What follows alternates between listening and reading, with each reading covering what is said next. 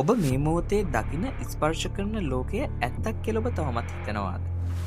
විද්‍යාව සියවස් ගණනාවක් තිස්සේ අපට ඉගැන්වුවේ ලෝකය කියන්නේ ස්ථාවර දෙයක් කියලා.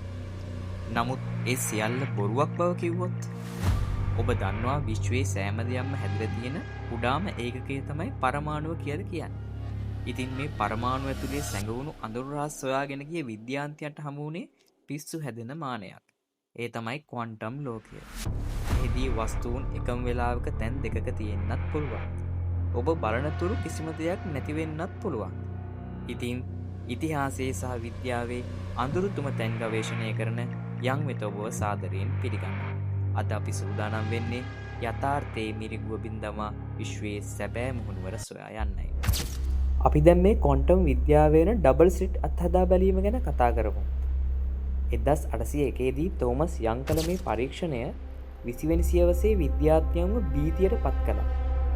සිදුරු දෙකකින් යුත් තිරයකට ඉලෙක්ට්‍රෝන විදිනකොට ඒවා හැසිරෙන්නේ අංශු විදියට නෙමෙයි. හරියට රළ පෙලක් වගේ තරංග විදියට. නමුත් මෙන්න මෙතනයි අභිරහස.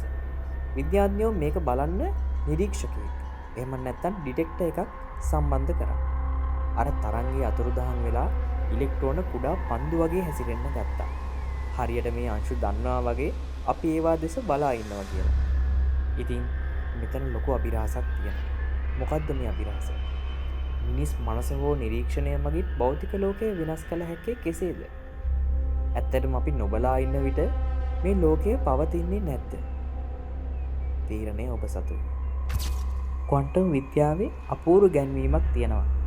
ඒ තමයි ෂ්‍රෝඩින්ගර්ස් කැට්. අපි දැන් කතා කරමු මේ ගැන. පෙට්ටියක් ඇතුලේ පූසෙක් ඉන්නවා කියලා හිතන්න. ඒ පෙට්ටිය ඇතුලේ විකිරණශීලී ද්‍රව්‍යයක් සහ විෂ වායුවක් තියෙනවා.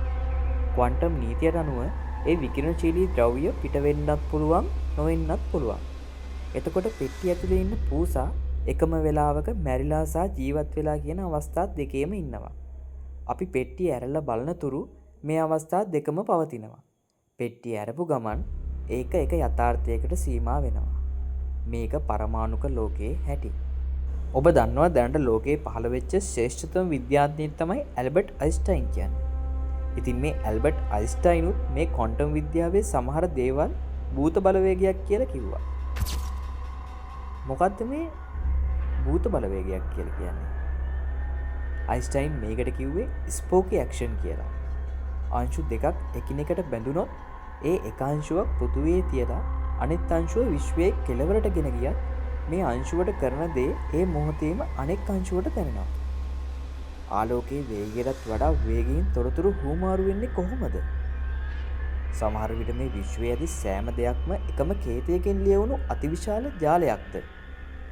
අප සියලු දෙනාම ක්වොන්ටම් මට්ටමින් එකිනෙකට බැඳී සිටිනවාද? මේ ප්‍රශ්නාර්ථය මුළු ලෝකයටම ඉතිරි කරපු දෙයක්. ක්වොන්ටම් විද්‍යාවේ වෙන අපූර්ව ඉගැන්වීමක් තමයි හයිසන්බර්ග්ගේ අවිනිශ්චිතතාවය. වර්නර් හයිසන්බර්ග් ලෝකයට හෙළි කළේ භයානක සත්‍යයක්.